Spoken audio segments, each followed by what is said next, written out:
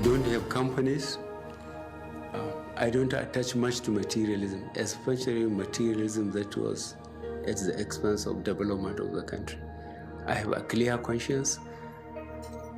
I feel I can face God with confidence. I told my children, I will educate you. You better earn a certificate so that you can feed yourself. You will not get money from anywhere when Buhari goes.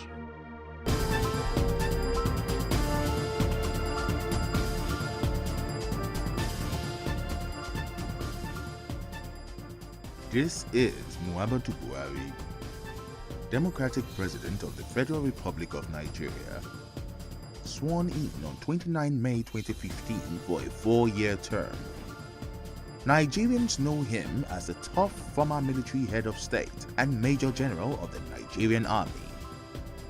Many therefore wondered if he could indeed govern as a Democrat if elected. So, who really is the man Buhari? What are his strengths? What is it like to work for and with him? Is there any doubt as to his democratic credentials?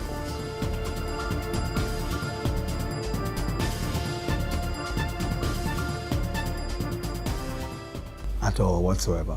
You see, I think that the president has, as far as he's concerned, everything must comply with the Constitution, everything must comply with the law. My view is that he really has come like 360 degrees from the military, and he's so fixated on constitutional process. He wants to know, okay, so if you say this is how we're going to go, okay, so where's the law? What does the law say? You know, and all of that. I have to remind him, I'm the one that's a lawyer, you know, not you. But he's always very concerned about what the law is, what the Constitution says, you know. And once he's advised on that and he's confident that that's a position, he goes ahead with it. So he's very open, very democratic. I think that's really very clear. That's something that is, and allows a lot of, as a matter of fact, a lot of views, a lot of counsel here and there. People, you know, so he's very open in that sense. Let me tell you, in private, I have complained to the president that partly because he's a general, and partly because he was head of a military regime, he has become excessively democratic. There are certain things we ask him to do, and he will say, Nasir, if I do that, they will say I'm back to my dictatorship days. You know, when I was military head of state, I was young, I was in a hurry, I was brash, and it was a military regime. It was not, it did not pretend to be democratic. But President Buhari is so conscious of his need to be seen to be fair, even-handed, and democratic in everything he does, that sometimes people take advantage of it. They interpret it to be a weakness. It is not. I think President Buhari is more than qualified to lead Nigeria at this point in time, and I think he represents our best hope for a stable country that will transit to face the 21st century. This is why I stuck with him for years. This is why I will remain with him till the end.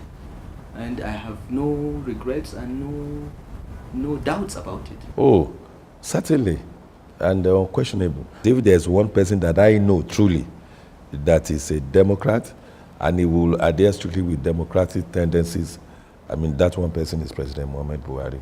And I'm happy that even when we go either for Council of States or we have opportunity of meeting with him, we have never seen such things happening. A president that will allow everybody, all of us, one after another. He will be patient, he will look like this. He wants everybody to make it. Yes, everybody should contribute. It has never happened. All those democratic credentials are there. We will not only come for meeting. Before we come, they will show us, this is the position of our excess crude, this is how much we made this year, this is how much we made this month. So if you call somebody a Democrat, what else do you want? If you want to see somebody that love Nigeria and love to see that things are done the way it should be done, appropriately, following all maybe the things that should be followed, it is President Muhammadu Buhari. Democratic capacity. Have you ever heard any governor in this country write to his deputy, I'm traveling, I'm handing over power to you? Do you remember one? He did. he wrote down, informed the National Assembly and the country. I'm not feeling well, I'm going, I've handed over. He did. How more democratic can you be? I know some of our governors who went traveling would rather hand over to an essay than to their deputy, or hand over to nobody. Now, if this man had no respect for democratic principles, why would he take such a risk? I don't think I doubt it in any form. We all know that since he came in, he's actually been directing all his activities democratically, and he believes in the constitution of this country. We have seen that play out in a lot of things he did. When he was traveling out on his medicals, he had to hand over to the vice president for a period of time. He's someone who believes in the rule of law. I'm smiling because if somebody went to the electorate 4 times before he's elected a leader, I don't know what else he needs to do to show democratic credentials. I think that's massive. And then secondly, he's made the point that even the fight against corruption, the war against corruption, because he wants to respect the rule of law and also work with the system. We have a system where you have the judiciary, the National Assembly, and the executive. That's why at times the war appears slow. So I think in terms of democratic credentials, I believe that he's done well and continues to do well. Not a scintilla of doubt about his democratic credentials. If he was not a Democrat, do you know people who say rubbish about him? Do you know that he's the president of the country? He just leaves them. Just leaves them. That shows that he's a Democrat through and through. And I have no doubt that he can lead Nigeria to where Nigeria deserves to be. Yeah. These are difficult times, we know. They are difficult times. But the difficult times will not endure. Before the end of the mandate in 2019, there will be a radical difference in Nigeria. President Buhari is a complete Democrat. My reasons are, I have worked with him for over 2 years before election, and I know he has been president 2 years now. I have been watching his programs, I have been watching what he has been doing, and there is no sign that President Buhari had even ever been a military man. The minute I got to know him, that was the first thing I noticed. He's a complete Democrat in everything he does. Fantastic man. I've heard people say he hasn't quite imbibed democratic tenets, and I find that very strange. If anybody is going to accuse him about anything, is that he's not sufficiently authoritarian. Once you have your job cut out for you, or once he delegates, in my case, my job is cut out for me. He says it, and he has said it so often. Is it against the party constitution, or is it against whatever I'm doing, against the national constitution? Once he is assured that you follow the rules as laid down, that is the end of the matter. A man who delegates is a man who respects the rule of law to the last detail. I think people make assumptions of the fact that because he's a military general, that he will not be bound by norms, democratic norms. The country has enjoyed, coming this far, the healthiest relationship between the 3 arms of government. And you remember that from the beginning, those crises in the National Assembly actually were arising from the fact that the president had refused to point at President of Senate and Speaker. The president said, no, no, no. Let them go and choose who they want to lead them. So he is not dictatorial. He doesn't impose on people, on institutions, his own views. He allows them to operate in line with the laws, with the constitution of the country. That military thing is not negative. That military thing of discipline, integrity, keeping to time, doing things the right way is not negative. But the military, in terms of being dictatorial, doing things alone, he can't even afford to. It's a democracy. And that is why he will always ask you, tell me what the law says. Let me read what the law says before I take a decision. So when you say military, it's not all negative. The discipline is there. This is a man of integrity. This is a man who will not steal Nigeria's money. If a leader leads the way, others will follow. So when you say military, I think what the ideas of being disciplined, doing things the right way, it's very positive. However, the idea of being dictatorial is what people talk about, which he doesn't have. So really, I think he's done well in terms of being a democratic president. No, I never had any doubts. You see, watching closely during the campaign, I could see him living up to his declaration that he was now a born-again Democrat, as he himself said. I actually find him very interesting. I've sat with him and asked him questions that some people would feel was uncomfortable questions. I've asked him questions about Sharia. I've asked him questions about some of his military colleagues and what had happened. For example, I asked him questions about his relationship with General Babangida, in a very relaxed atmosphere. And he answered every single one of those questions. And he wasn't for a moment. He wasn't rattled or upset or anything. He answered all the questions. And no, I don't think he still has that military temper.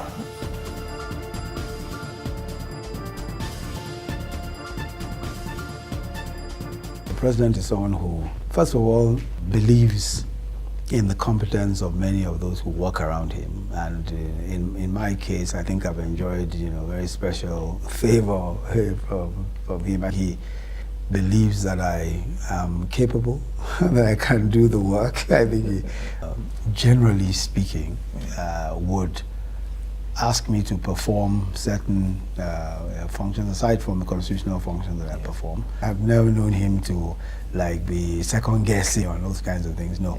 What he usually would do is, expect that whatever it is will be performed within a given period of time. And I generally update him on practically everything that I'm doing. He thinks on appointing you that you have the capacity to do the work. He tells you, call me when you have a problem. If you have a major challenge, tell him. He'll find you the means. That's the way he works. He doesn't trouble you. Doesn't request anything from you. It doesn't bother you, but go do your job. Now, if you can't, he may tolerate a few mistakes. The next thing is to say, well, sorry. Absolutely not. In fact, I also recall my very first briefing with the president when he made me SSA diaspora, and I outlined, what I think should be done. By the time I was through, he said, well, you know what to do. That's why I made you my advisor on diaspora. So I expect you to do what you have to do. And since then, I don't have to seek permission to take action. Because he believes in you, he has delegated. If you do something wrong, he's going to even tell you off in a very funny way. So he does not interfere. He's giving you a job, he expects you to do your job. If there are challenges, of course, you have to see him and seek his permission before them. But in the course of doing your normal duty, he really doesn't interfere. He expects results. Since I took office, one of the things he expressed interest in pursuing was the completion and repairs of Ilorin-Jeba Mokwa Road and the Lagos-Ibadan Expressway. And he understood it very clearly from his days as president and also from his days as PTF chairman that was a major transport artery for Nigeria. So he told me that he wanted me to pay attention to that. He also told me to advise him on how we could quickly complete the Lagos-Ibadan Express Road. That it had taken too long, and it was a critical part of the Lagos port. And then he said to me that the second Niger Bridge was a priority for him as part of our transport. Beyond that, he has exerted no pressure on my ministry. Yes. But what I have done from time to time, of course, is periodically to seek to meet with him, either to brief him on some of these things he asked me to specifically pay attention to and the progress that was being made. Or in some cases, whenever I had to go and represent the country, I was going out either to meetings, the Shelter Afrique, or the meetings on the Abidjan-Lagos corridor, and I sensed that there was a possibility of any topical issue in my ministry that may come up. I make sure I see him, tell him that this matter might come up while I'm away. These are the solutions I have put in place. And other than that, really and truly, you just deal with issues at cabinet level when they come, if I have memos. But Essentially, he expects you to go and run your ministry. Well, first, let me say that as a leader, he's somebody that wants to work with people who, like you said, you delegate to them and they carry out the assignment and they come back. So he's not a micromanager, if that's your question. Certainly, to the extent I've worked with micromanagers, I think you'll be hard-pressed to call President Buhari a micromanager. Secondly, he's also a very visionary leader in the sense that he knows where he's going. So if you look at his vision for the country, peace and security, the war against corruption, and rebuild the economy and diversify the economy, he's been very consistent. He stayed with that message. So there's no lack of clarity on where he thinks we should go. Then finally, I will also say that in terms of just prioritizing, he was very clear on how to deal with the issue of security and has done it extremely well. He was very clear on the fact that he hates corruption with a passion. In fact, he made the famous expression, if we don't kill corruption, corruption will kill us. And you can see that even the responses have been such that clearly it's not business as usual. And then I would say from the point of view of the economy, which I've been very actively involved in, he certainly has supported the policies we've come up with. I think, he provides leadership, and Nigeria needs leadership. We don't lack for people who are competent, who have the capacity to work, but we need purposeful, visionary leadership, and I think that's what the president provides. It's right for people to say, yes, it delegates, but there's nothing bad in delegation. You don't want to sit on them and micromanage every step of the way what they do. So I don't think it's wrong to delegate, particularly when abdication does not come with that delegation. And with him, he does not abdicate. So he is not a micromanager. He is not a break down your neck type president. He lets you act. Someone who believes a lot in the people who work for him and with him, and he gives them a lot of latitude. And he also has a vice president who is more on the details side of things. So it's a very complementary relationship that they've managed to forge, which the ministers working with them also understand to be the case, and that's been quite effective.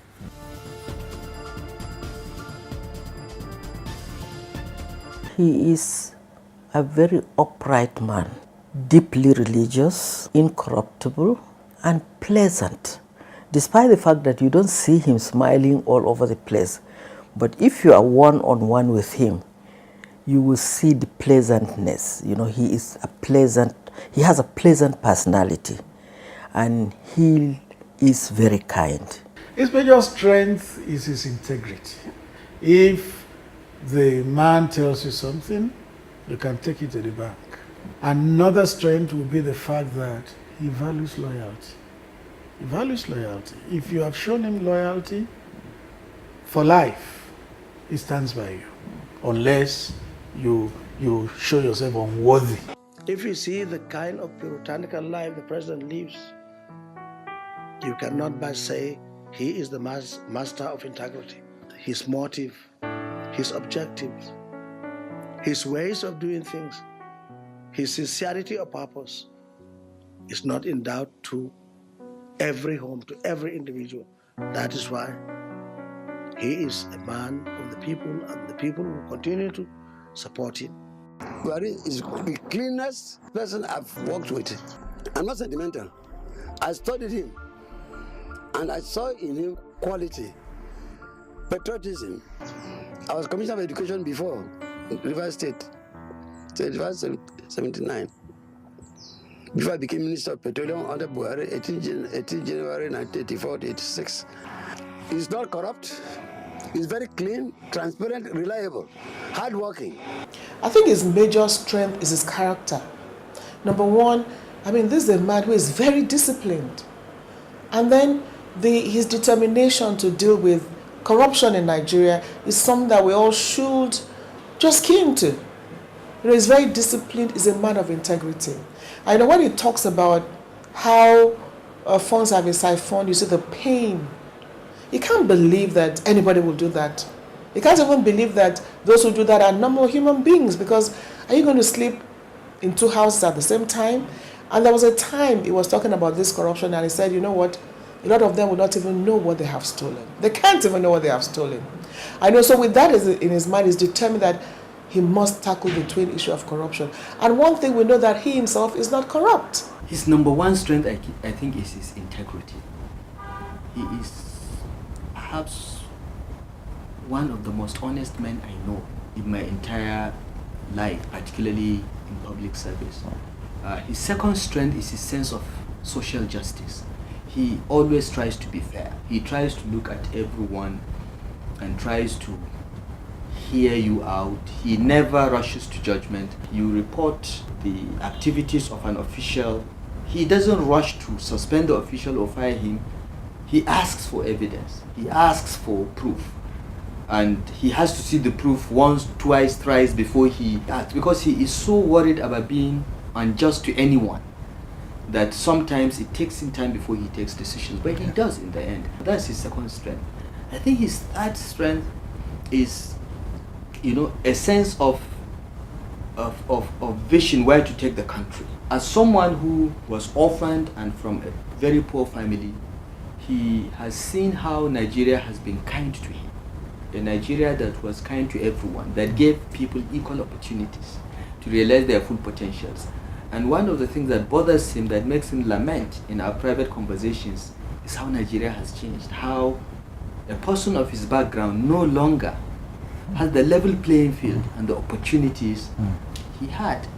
He repeatedly told us this story about how in his final year of secondary school, there was a competition conducted by Elder Dempster Shipping Lines across Nigeria to take 4 Nigerians to Liverpool by ship. And he was in the same class as Shehu Eradua, whose father was federal minister in charge of Lagos affairs, equivalent of FCT then, and Issa Keita, the education minister of the northern region.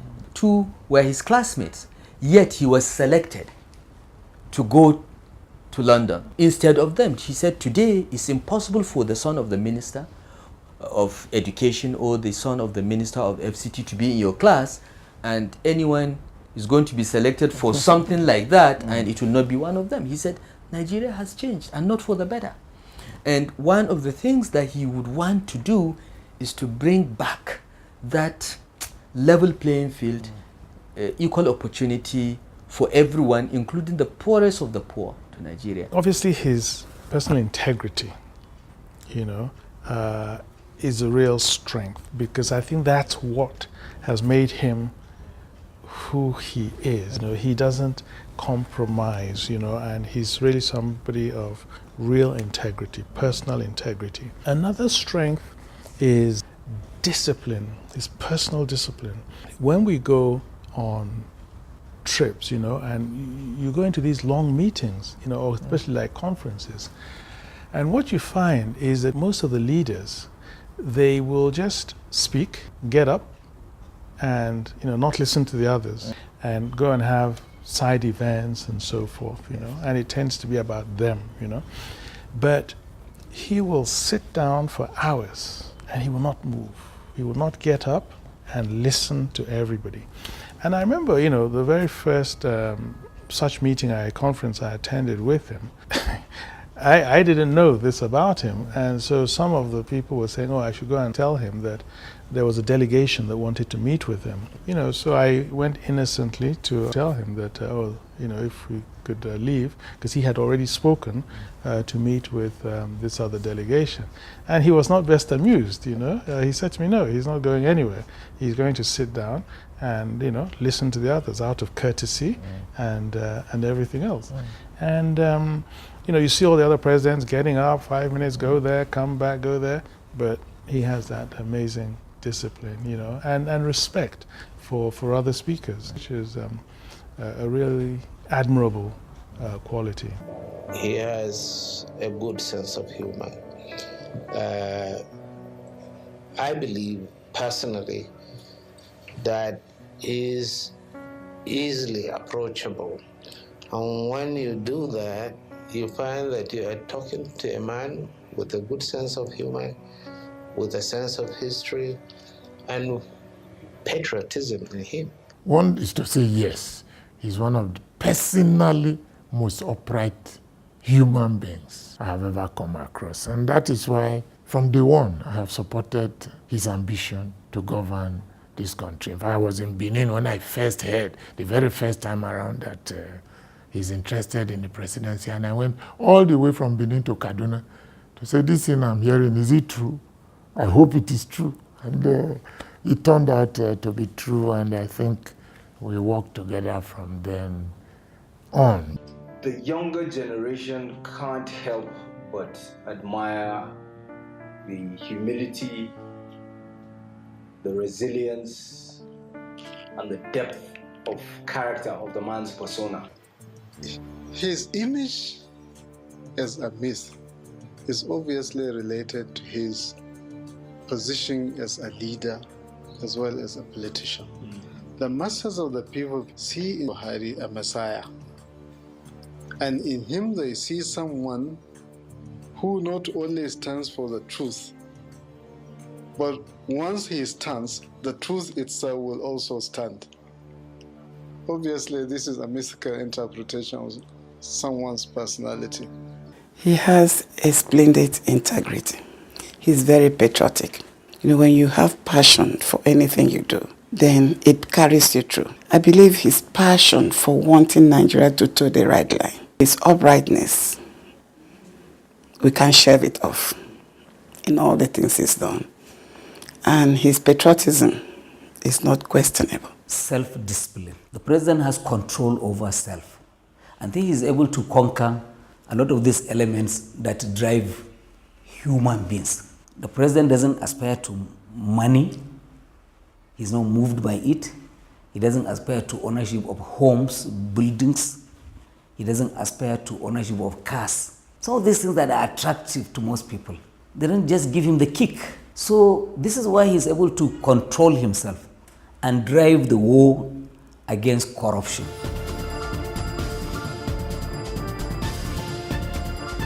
You see, the president, I think that people tend to think that he has certain very fixed views on everything. No, that's not the case. He's the sort of person who engages on practically every topic, on every subject.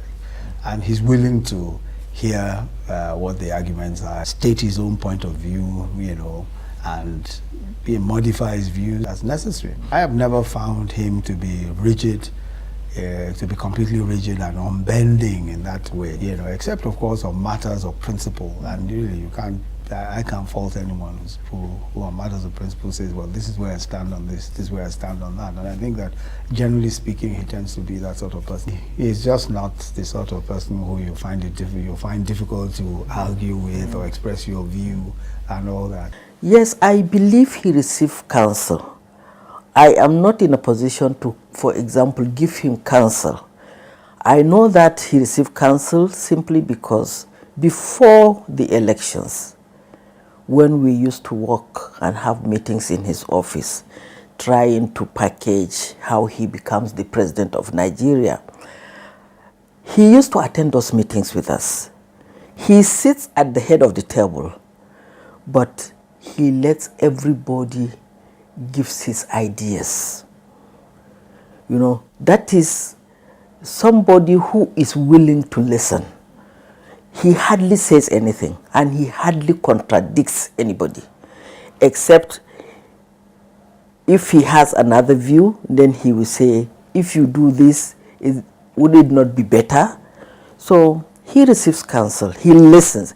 President Buhari actually listens more than talks. Does, yeah. He's very, very open. And in fact, you know, I remember one particular incident like this, a major meeting we attended on, it was fundraising actually, for another country, International Donors Conference, and almost every country there were making pledges and things. And naturally, you know, he felt that there's no point being there without making a pledge, and was inclined to, you know.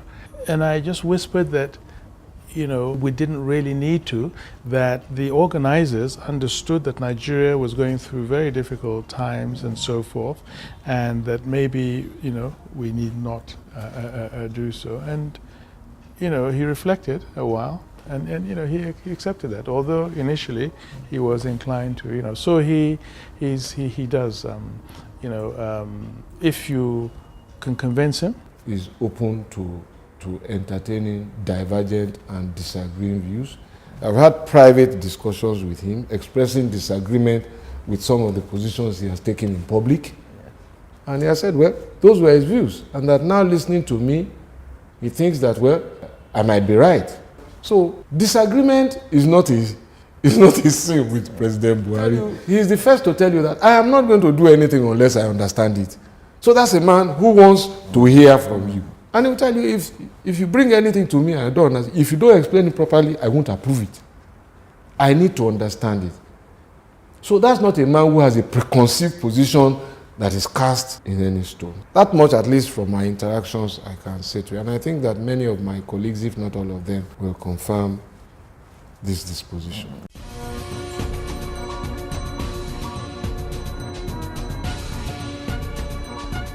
Maybe people don't know.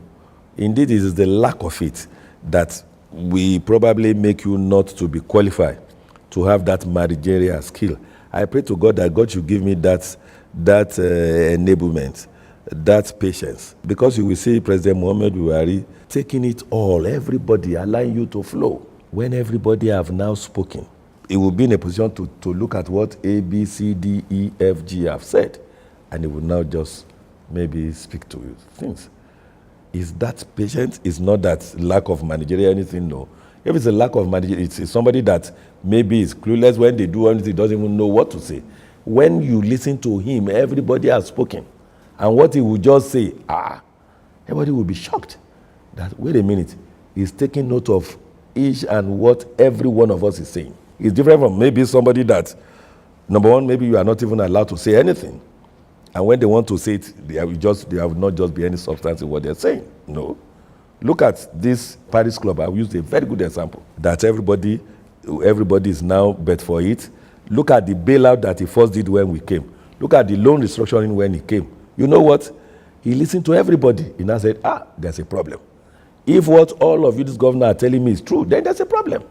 That you cannot pay salary, you cannot do this, 30-something. Out of 36, about 31, 32 cannot pay salary, 31, then there's a problem. Then there must be a way out. There was Mr. A, Mr. B, Mr. C, finance. Look at what we can do for the governors. Governors, go and think what we think we can do. So that's how the first bailout came into being. Maybe he did about 3 things immediately. Bailout, that was the first one. They restructured all the loans of all the states, all, without exception. They restructured all our loans. They changed the rates, the interest rate they were collecting. They reduced it to single digits. It has never happened before. Not only that, they now said infrastructural development facility. They gave all the states in Nigeria equal amount to say, okay, at least this infrastructural deficit that we have, go and begin to fix it. We know it will not, 10 billion will not finish it. So it is only somebody that has that managerial acumen, managerial ability, and the patience to take everything in and come up with what I call a masterpiece. Some presidents were here when oil prices were about 100. Then somebody came when it was nosedive to 20-something, 29. Then you know the difference is there. A President Muhammadu Buhari may not probably, we may not say, oh yes, this is excellent. No, because even to President Muhammadu Buhari himself, he knows where he wants to be. But clearly, I mean, people will give him credit for what he has done. He has gone beyond passing, beyond even credit. He's moving between credit and good because of where Nigeria is. But if you are going to situate what is happening before, in fact, you give him excellence. Having had a little bit knowledge of management, we know you have autocratic management, you have democratic management, and you have the laissez-faire kind of management. But this man, the Buhari we are talking about, the president of this country, he brings in the democratic style of management. His style of management is leadership-based, transparent. It's quite transparent, and he believes in accountability. So, but don't forget, his leadership style is democratic. Since he became president, I have been watching, and since it is my party that is in the presidency, I noticed, since I don't work with him directly, that he has given a free hand to all his appointees, his ministers, He's the chairman of boards and parastatals, including the ministry which he is supposed to be in charge, the Ministry of Petroleum. The Ministry of Petroleum. Even that, he has virtually handed the responsibility to the Minister of State, who reports to him.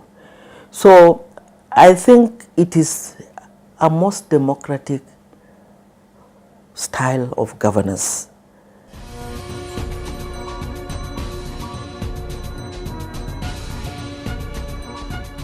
I think it's his genuine love for the country.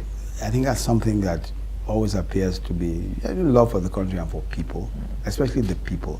It's something that I don't think is expressed enough. I mean, he's a quiet, reserved person, but he's also someone who has a great love for the country. And then he's concerned for the man on the street. And that's something that I don't think is expressed enough. He's very, very, very, very, very concerned about the way that people suffer. And he always reminds us, and it reminds me that, look, man, maybe you don't understand because you've been in the private practice, and I said, look, I've always earned a salary. There's nothing I've done in my life beyond earning a salary. I earn a salary every month. And for that reason, I understand when people are not paid. I understand when people are owed money when they're not paid. Or when people have no money at all, I understand it. And he does, he understands it. I don't think that that's expressed enough. I don't think it's well known enough. He came to my mother's room and he said, look, I have nothing. I have nothing for you. And if you want to study hard and make it, because this is what I have for you, your education. So you better buckle up and study hard and make it. And since then, I still have his image, just standing by the wall and telling us that. And I realized how lucky I am, because in this society that we're in, I wonder how many fathers would tell their children that he's a very realistic father. This is reality. He is showing us reality, and he always talks to us about the leaders that passed away without leaving anything behind. And it didn't stop their children from making it. It particularly pains me when I hear people talk rubbish about him, call him names and say all sorts of things that are unkind. If you should be kind towards any man, please be kind towards President Buhari, because he's actuated by love for the country. And he loves human beings. He loves his family, he loves his friends, he loves Nigerians. So when I hear all those unkind things said about him, I feel bad. I think it's to know how fair-minded he is and how broad-minded he is, because the assumption very often is that, he's very partial on a religious basis or on an ethnic basis, and that's not the case at all. I first saw this when there was a big issue that he has got Nigeria into the Islamic alliance without consulting or anything. And we went together to Saudi Arabia, and I remember they wanted a communique written, and I went to the Ministry of Foreign Affairs in Saudi Arabia, and they gave me this communique, and I was a bit concerned about certain things, including the fact that it was stated categorically that Nigeria was a member of the Islamic Alliance. I brought this, to his attention, and and looked at it, and he understood and appreciated that we had not formally joined or anything like that, and that it would not be accurate, to put that. And he supported me in making that correction and everything. But back home, everybody assumed that, he had forced Nigeria into this and so on and so forth. And so when discussing with him some of those experiences, you realize and you see that he really is somebody who is not as parochial as people think. Well, there was a day I was speaking with the president, and he's always relaxed and down to earth, and you always have a good conversation. I mean, you will know if he doesn't want to carry on a topic, but you will know when he wants to carry on with the topic, And had a good conversation, laughing, and then I said, Mr. President, you know what? I would want Nigerians to see you the way I see you. I'm privileged to sit in front of you. I want them to see you the way I see you. So that is the gap that needs to be filled. And it's not him that will do it, it's all of us. I just want Nigerians to know that he is a good man. And I believe that, Almighty Allah will make it possible for him to fulfill his dream and vision for Nigeria. But we all have to work with him to make that happen. I like them to know that he is extremely troubled by the suffering we went through, we're still going through, or getting out of the recession. And he wants to end the terrible cycle of corruption that doesn't allow us to grow, because a lot is lost. One of the fastest and best things he did was the TSA. It's been extremely difficult for anybody to access loose funds now and play with, because everything is electronic and you can't enter the treasury anymore and tick. He's also very concerned about security, because what's the point? If anybody can seize any territory of Nigeria and become king and lord over that territory, well, then there is no country. And I think he would like to see a country greater, better than what we have. And he knows that we have a big future, and that Africa looks up to Nigeria. We are more than half the population of West Africa. West Africa is 375 million. We're almost 200 million. We have capacity to feed Africa. We are showing it now.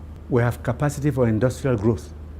We have capacity in human resource to meet virtually any challenge. What is tying us down? Lack of discipline and organization. And above all, the youth. We were in Owerri during the campaigns, and I was with him in the vehicle. And there was a lot of traffic, very congested streets. And he said to me, "What's happened? Why is it so congested here?" And I said, "Well, everybody has moved from the villages to Owerri." I said, but that's terrible. Why? Because there's no life in the village. I said, but what do we do about that? I said, "Sir, if we win, we have to take life back to the village." And he said, that's a good idea. That's where this whole idea of small-scale industry is going down and down. We buy machines now and sell to young people to people at almost half price.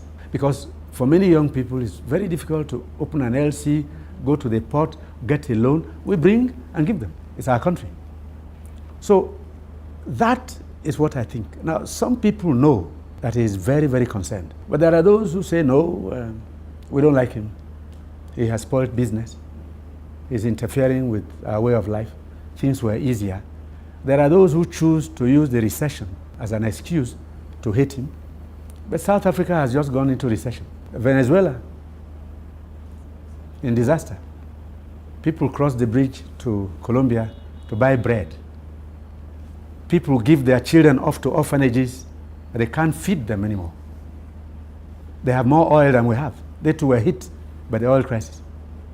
Somehow we manage not to get too far down, and we're climbing back.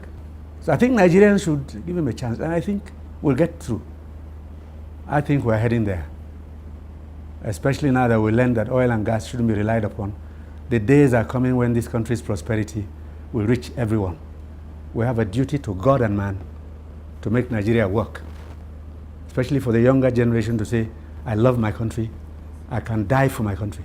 They're not able to say that yet because they are in stress. I think the one thing that he probably has not sufficiently got across, he has said so in many words, is how deeply touched he is by the army of young people who are seeking opportunities for employment. That is something that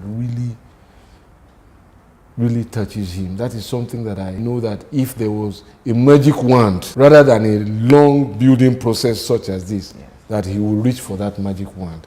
That's something he hasn't communicated sufficiently. And I think that he's alluded to it, because I was once in a bus with him during the campaign, and I think the vice president also, when he said to me, what are we going to do? How are we going to get these young people to work? Even during the campaign, it was an issue for him. And you have to understand the president that you have. He's not a man of many words. And so sometimes you need to patiently listen to the few that he has to say in order then to dimension the extent he intended to cover. In fact, the president is entertained greatly by his grandchildren. He likes them around himself. The president watches television a lot. He reads newspapers a lot. And he also spends time in the garden. He likes nature a lot. I want Nigerians to know that this man does not want anything for himself. This man simply wants to see Nigeria work properly, develop as a leading country in Africa and one of the leading countries in the world. That's why he's fighting corruption. He has now managed to take away insecurity in the country. So I want Nigerians to know that he has sincerity of purpose. It is difficult for a country to have a president that have sincerity of purpose, who does not want anything. He has been putting all his energy to see that everything goes well in Nigeria. So I want Nigerians to believe in him, to believe that he wants what is best for this country.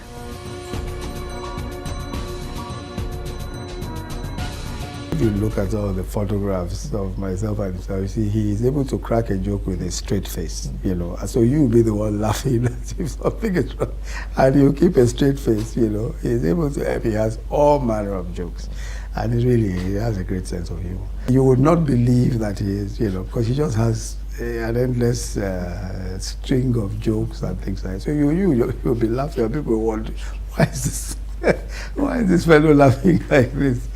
He really does have a very, very interesting sense of humor. People see him as this stern, serious person, and he's very much an introvert.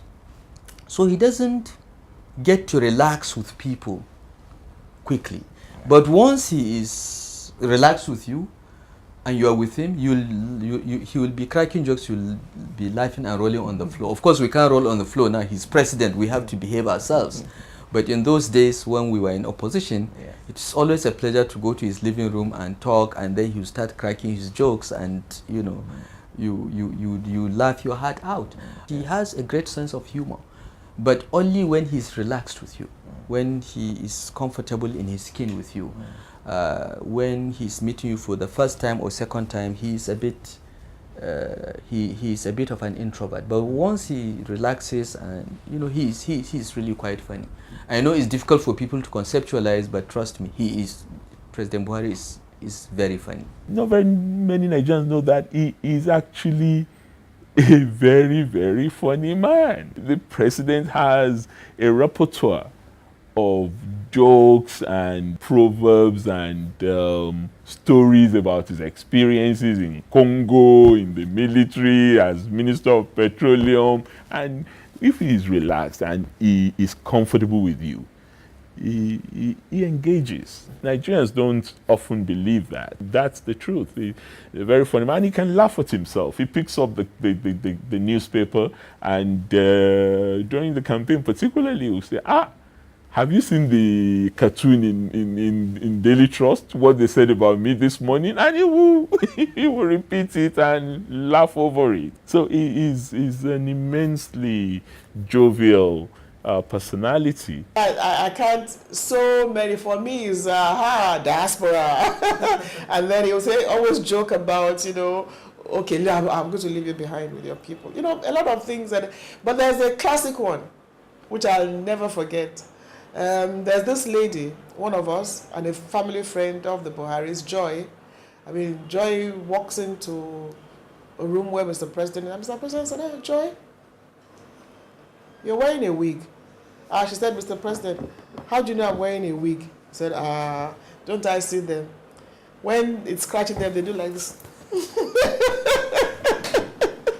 So you see, the president, why that you think he's you know, hard and stiff and all that, is noticing that even women, he knows how you scratch your head when you have on a wig.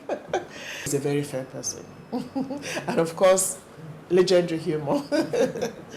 That day we were going to Benin Republic, and in the morning I was in a native dress and I put on a cap. When he got out of his house and saw me, he said, "Oh, this cap is too big." There was another day I put on a small cap. When he saw me, he said, "This cap is too small." So he notices everything.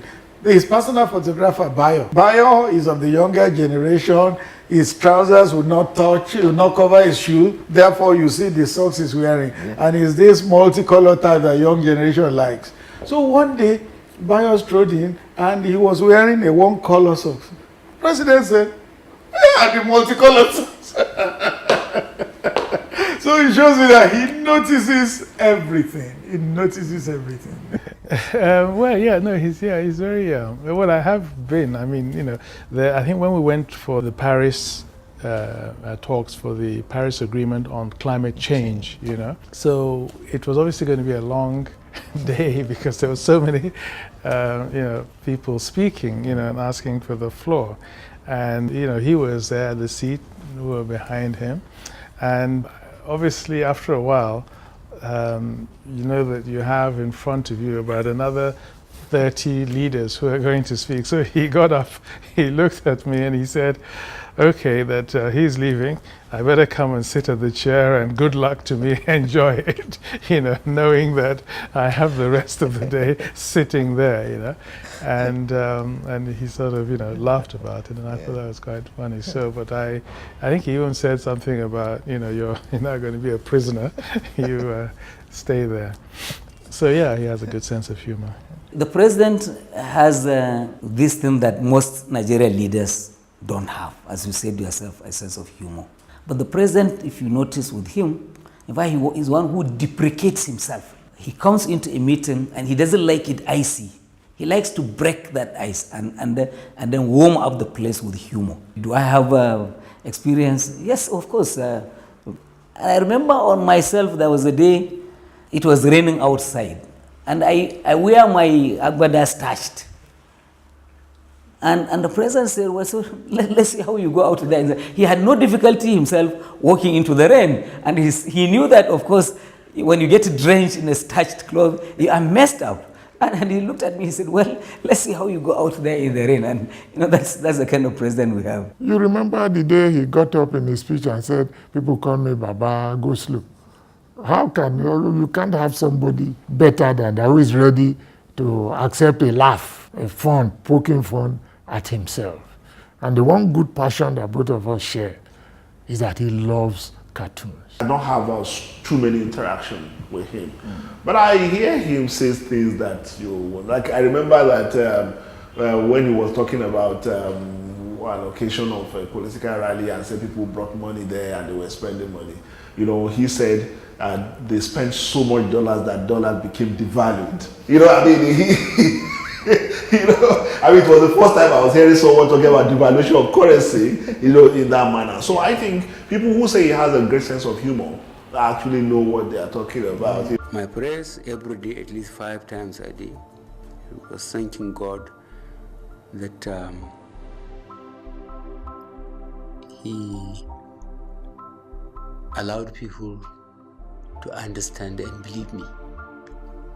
This goodwill that I enjoy from the masses is what is keeping me in politics. And of course, my central objective to provide transparent and accountable government.